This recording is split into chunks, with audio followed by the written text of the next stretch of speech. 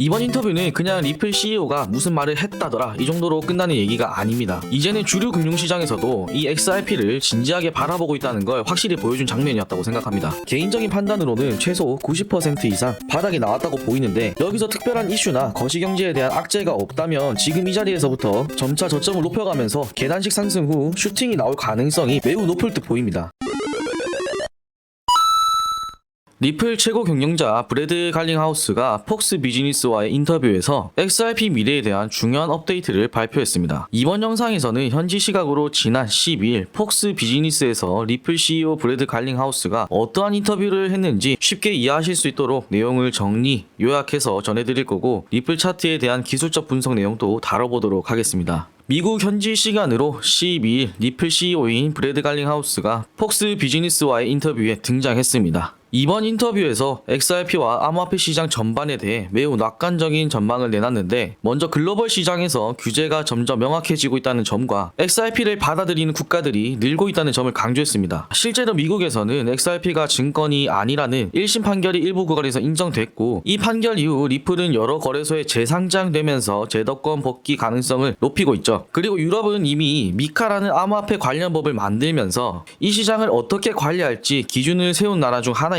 쉽게 말해서 코인을 어떻게 다루고 누가 어떤 책임을 져야 하는지 법으로 정리해 놓은 거죠. 일본도 XRP에 대해서는 예전부터 명확했어요. 정부 차원에서 이건 증권이 아니라 디지털 자산이다라고 인정을 했고, 일부 금융기관에서는 실제로 리플 기술을 사용해서 송금을 처리하고 있습니다. 특히 미국처럼 가장 영향력 있는 시장에서 이제 규제가 어느 정도 방향을 잡아가고 있다는 게 리플 입장에서는 굉장히 유리한 상황이라는 거예요. 이런 분위기 속에서 갈링하우스는 단순히 규제 얘기만 한 게 아니었죠. XRP가 실제로 어떤 역할을 하고 있는지 그 본질에 대해서도 확실하게 짚고 넘어갔습니다. 더 이상 시세 차익을 노리는 투기 자산이 아니라 국경 간 결제 시스템에서 핵심적인 역할을 하는 코인이라고 못을 박았습니다. 리플은 XRP를 이용해서 전 세계로 돈을 빠르게 보내는 리플넷이라는 국제 송금 네트워크를 운영 중인데요. 이 네트워크에서는 XRP가 중간다리 역할을 하면서 기존보다 훨씬 빠르고 수수료도 저렴하게 송금을 처리할 수 있게 해줍니다. 일본의 SBI나 동남아 쪽 금융기관들, 그리고 유럽 일부 은행들까지 이미 이 시스템을 실제로 사용하고 있고요. 그러니 더 이상 투기 자산이 아닌 실사용 기반 코인이라는 말을 자신있게 할 수 있었겠죠. 실제로 지금 XRP에 관심을 보이는 금융기관들이 하나 둘씩 늘고 있고요. 그 중에 리플의 결제 방안에서 XRP를 실제로 써보려는 움직임도 조금씩 나오고 있다고 갈링하우스가 얘기했습니다. 실제 사례로는 뱅크 오브 아메리카처럼 이 리플렛을 검토 중이라고 밝힌 은행도 있고요. 동남아 쪽 송금 업체들처럼 테스트 단계에 들어간 곳들도 있습니다. 이런 흐름을 보면 이제 XRP가 말뿐인 코인이 아니라 실제로 쓰이는 쪽으로 조금씩 자리를 잡아가고 있다는 게 느껴집니다. 그래서 갈링하우스는 이런 흐름들을 보면서 XRP가 앞으로 전 세계 결제 시스템 안에서 점점 더 중심적인 역할을 하게 될 거라고 자신있게 말했다고 봅니다. 이번 인터뷰는 그냥 리플 CEO가 무슨 말을 했다더라 이 정도로 끝나는 얘기가 아닙니다. 이제는 주류 금융시장에서도 이 XRP를 진지하게 바라보고 있다는 걸 확실히 보여준 장면이었다고 생각합니다. 갈링하우스가 직접 방송에 나와서 얘기했다는 것 자체가 이제 리플이 단순한 암호화폐 프로젝트를 넘어서 글로벌 금융시장 한가운데까지 올라왔다는 뜻이기도 하죠. 단순한 기술 소개처럼 가벼운 내용이 아니라 XRP가 점점 더 제도권 안으로 들어오고 있다는 메시지를 확실하게 던진 순간이었다고 봐야 할 것 같습니다. 추가로 XRP와는 별개로 비트코인도 긍정적으로 봤어요. 디지털 자산 시장 안에서 비트코인이 가치 저장 수단, 그러니까 쉽게 말해서 디지털 금 역할을 충분히 할 수 있다고 본 거죠. 근데 그와 동시에 앞으로는 실제로 쓰일 수 있는 코인들이 시장을 더 빠르게 넓혀갈 거라고 얘기했습니다. 그 대표적인 예가 바로 XRP겠죠. 비트코인이 가만히 잘 보관해두는 자산이라면 XRP는 실생활에서 실제로 돌아다니는 돈처럼 쓰일 수 있다는 겁니다. 특히 국제 송금처럼 빠르게 돈이 오가야 하는 상황에서는 이 XRP가 중간에서 통화를 연결해주는 역할을 하면서 그 유동성 면에서 확실한 강점을 보여주고 있다고 말했습니다. 자, 여기서 이런 질문이 나올 수 있어요. 리플이 결제에 쓰이는 코인이라면 이미 시장에 테더 같은 스테이블 코인이 있는데 그럼 XRP랑 테더는 서로 겹치는 거 아니냐 할 수 있는데, 이거 진짜 좋은 질문입니다. 사실 둘은 겉보기엔 비슷해 보여도 완전히 쓰임새가 다른 코인입니다. 테더는 말 그대로 디지털 달러예요. 가치가 항상 1달러에 고정되어 있고 거래소에서 돈 보관하거나 자금을 옮길 때 사용하는 용도죠. 좀 쉽게 말하면 통장에 들어있는 돈이라고 생각하시면 돼요. 근데 XRP는 완전 다른 개념입니다. 이건 돈을 실제로 보내는 수단이에요. 예를 들어서 미국에서 필리핀으로 송금한다고 했을 때 달러를 XRP로 바꿔서 보내고 그걸 다시 현지 통화로 바꿔주는 역할을 이 XRP가 해주는 거예요. 즉 테더는 가만히 있는 돈이고 XRP는 그 돈을 진짜 움직이게 만드는 거죠. 그래서 둘은 충돌하지 않고 오히려 서로 필요한 역할을 나눠서 각자 다른 자리에서 쓰이고 있는 겁니다. 여기까지 인터뷰 내용은 어느 정도 정리됐고요. 그럼 지금부터는 실제 차트 흐름을 한번 같이 보면서 지금 시장 분위기랑 잘 맞아떨어지고 있는지 살펴보도록 하겠습니다. 어떤 구간이 중요하게 작용하고 있는지, 지금 자리가 눌림목인지 아니면 돌파 자리인지 차트 기준으로 하나씩 천천히 짚어보겠습니다.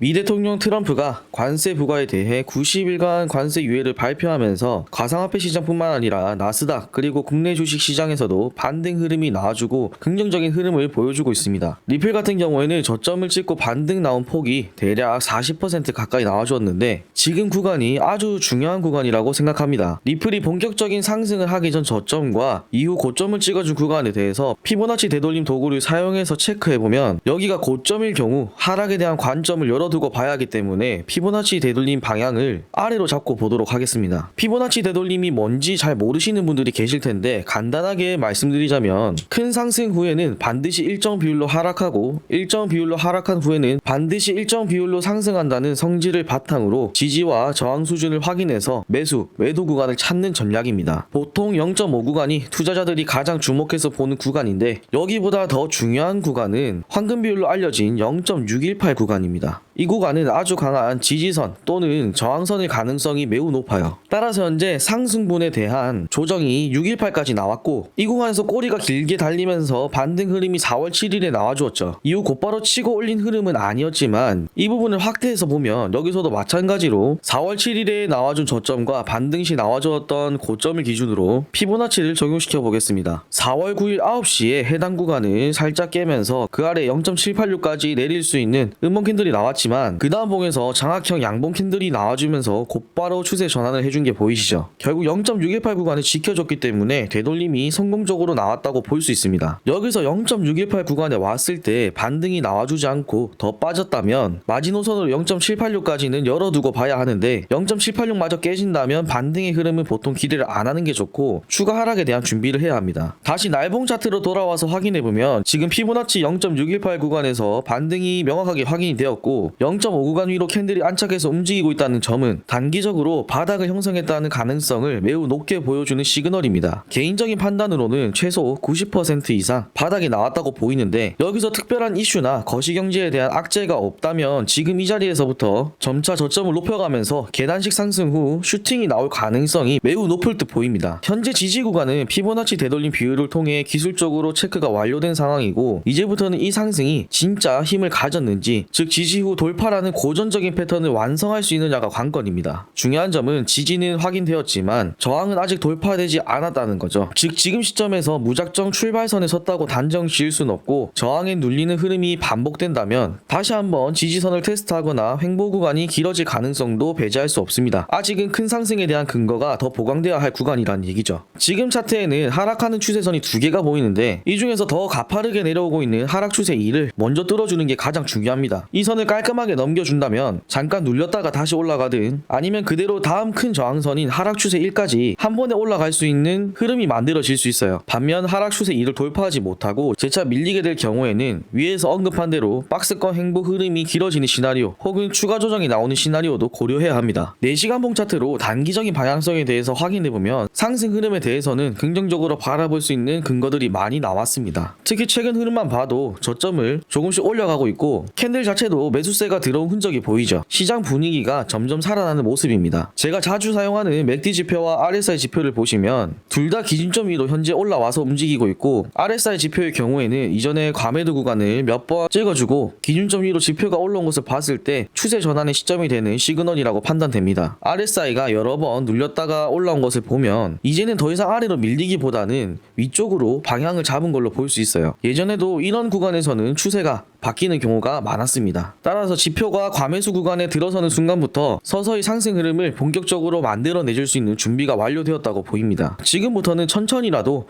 위쪽 방향을 만들어갈 가능성이 크다고 봐야겠죠. 거래량만 조금 실려주면 탄력이 붙을 수 있는 자리입니다. 맥D 지표도 마찬가지로 기준점 아래에서 저점을 높이면서 상승 다이버전스를 만들고 골든 크로스가 나왔습니다. 이런 식으로 저점을 계속 높여가면서 골든 크로스가 나오는 건 아주 좋은 흐름이에요. 보통 추세가 슬슬 바뀌려는 시그널로 봅니다. 히스토그램 또한 양수를 유지해주면서 상승 흐름을 기대해볼 수 있는 움직임을 보여주고 있는데, 양수를 계속해서 유지하고 있다는 건 현재 흐름이 그냥 반짝하는 반등이 아니라 꾸준히 올라갈 수 있는 에너지가 남아있다는 뜻으로 해석해볼 수 있습니다. 지금까지 전체적인 흐름을 보면 기술적 지표와 피보나치 되돌림 그리고 주요 추세선까지 모두 의미있는 자리에서 반응이 나와주고 있다는 점이 시장은 분명히 다시 한번 기회를 주려는 흐름으로 보입니다. 물론 아직 완전히 열렸다라고 말하긴 이르지만 이런 중요한 전환 구간에서 어떤 관점으로 시장을 바라보느냐가 결국 앞으로의 수익률을 결정짓게 될 겁니다. 이번 반등이 단순한 기술적 반등인지 아니면 진짜 상승의 시작점인지 앞으로 나오는 캔들의 움직임과 거래량을 함께 주의 깊게 보시고요. 지금부터는 기회가 올 준비를 해두는 것이 무엇보다 중요한 시점이라 말씀드리고 싶습니다.